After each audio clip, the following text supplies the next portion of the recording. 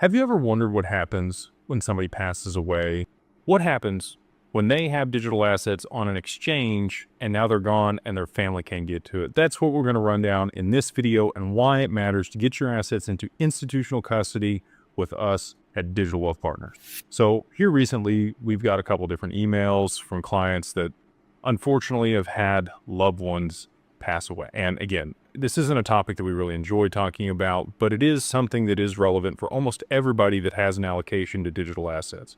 You're buying these assets on exchanges, and some of you, a lot of people are holding them on cold wallets, an exchange. They're in your name, and it's unlikely that they're insured or that you have beneficiaries associated with the assets on the exchange. I won't speak to which exchanges these clients are dealing with, but just know that it's going to become an issue if the individual didn't give access to the platforms or write down their passwords or create another way for somebody in their family to be able to get access to these assets upon their passing.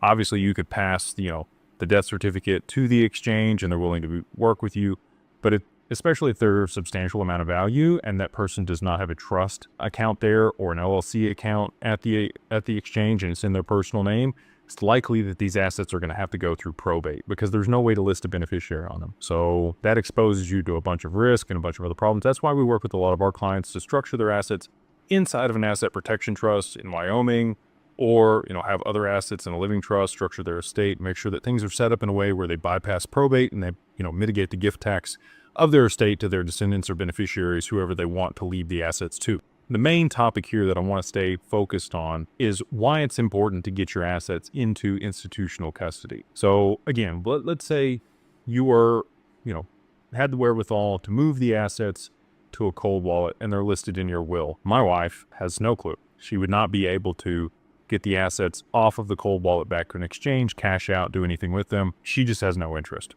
And that's been a commonality across most of the spouses that we've talked to in the space when dealing with our clients. Some of them are fortunate enough to have spouses that are excited about this asset class with them and know enough to be able to, make sure that they're taken care of or get access to the investments if something were to go wrong.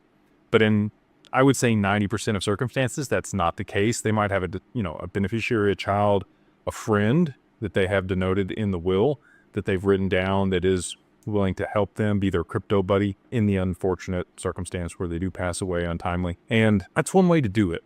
But it's a lot better. Like, you have a bank account. You probably have a beneficiary listed on your bank account. If you don't, and go, make sure that your spouse or your loved one or somebody is listed on that bank account so that the asset or cash or CD or mutual funds that you're invested there at the bank get passed to the right person. If there is a beneficiary listed, that's who it goes to. If you don't defer to the will, there's no probate. It just goes directly to the beneficiary listed on the account. Same thing if you have investments at an investment bank. They're going to have a beneficiary listed on the account, and that's who the assets are going to go to on the other side of your passing. But most of the time it would be an inherited account, an inherited IRA or an inherited 401k. And there are some things around that. So you get 10 years that can grow tax-free if it's an IRA or a Roth IRA before you do have to divest those assets or do something else with them, move them to another type of account. Anyway, I would always work with your estate planner, your tax attorney, or your CPA if you're dealing with that. If you do inherit some assets, make sure that you have professionals around you to mitigate the taxes and make sure you're doing everything on the up and up to be able to make sure that you don't have to owe most of what you inherited. But anyway, I digress. All of this is relevant when it comes to digital assets if you've moved your assets into institutional custody. So we provide that at Digital Wealth Partners. You can go to Digital Wealth Partners